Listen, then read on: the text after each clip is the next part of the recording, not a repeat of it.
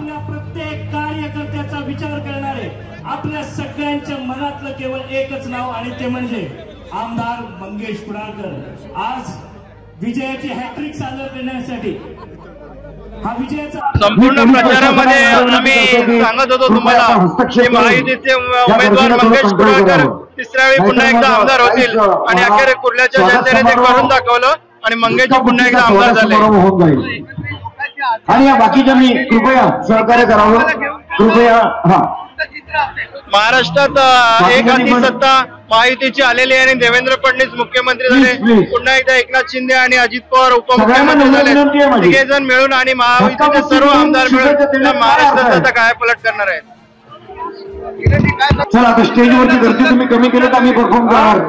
मंगेश कुडाळकर साहेबांनी 10 वर्षात प्रत्येक कुर्ला विधानसभामध्ये प्रत्येक विभागाचा सर्वांगीण विकास केलेला आहे आणि आता जनतेच्या अपेक्षा वाढलेल्या आहेत आणि जनतेने एक विश्वास त्यांच्यावर निर्माण केलेला आहे।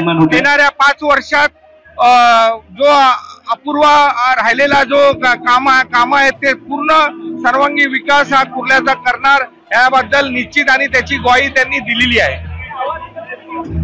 सरकार आलेलं आहे, पुढचे 5 वर्ष नवीन नवीन योजना येतील, लोकांना फायदा होईल। धन्यवाद। नम्र विनंती आपला हमारे अल्पसंख्यक की तरफ से हमने पिछली बार भी बताई दी और हम पूरे नगर की तरफ से हमारा माहौल भी बहुत अच्छा है, एकदम खुशी का माहौल है कि आमदार सर जीते हैं, क्योंकि उनने कभी हिंदू मुस्लिम किए नहीं। आज उनकी जीत हो गई, हम लोग पूरे हमारा पुरेश नगर पूरा खुश है जीतने के बाद।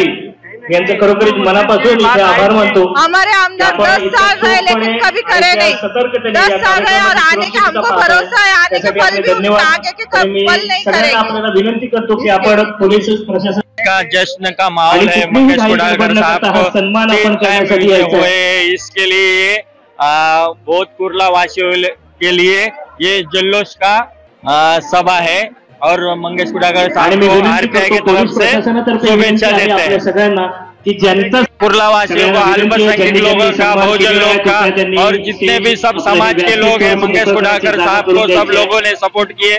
इसके लिए मंगेश कुडाळकर साहब की हैट्रिक बनी है कुर्ला वासियों की तरफ से, उनको बहुत बहुत बधाई। आज या ठिकाणी आपल्या तिसऱ्या पर्वाची सुरुवात झाली आहे आणि कालच शपथविधी सोहळा संपन्न झाला आणि त्यानंतर आज सर्व नागरिकांच्या वतीने या ठिकाणी सत्कार समारंभ सुद्धा आणि जबाबदारीची जाणीव सुद्धा मला या ठिकाणी या समारंभात झाली आणि नक्कीच जो शब्द मी त्या विभागात दिलेले आहेत ते पूर्ण करण्याचा एक मानस आहे आणि सर्वांना सोबत घेऊन सर्वांच्या मार्गदर्शनाने यापुढची वाटचाल करायची आणि नक्कीच मुंबईमधला एक आदर्श कुर्ला विधानसभा मतदारसंघ मला घडून आणा।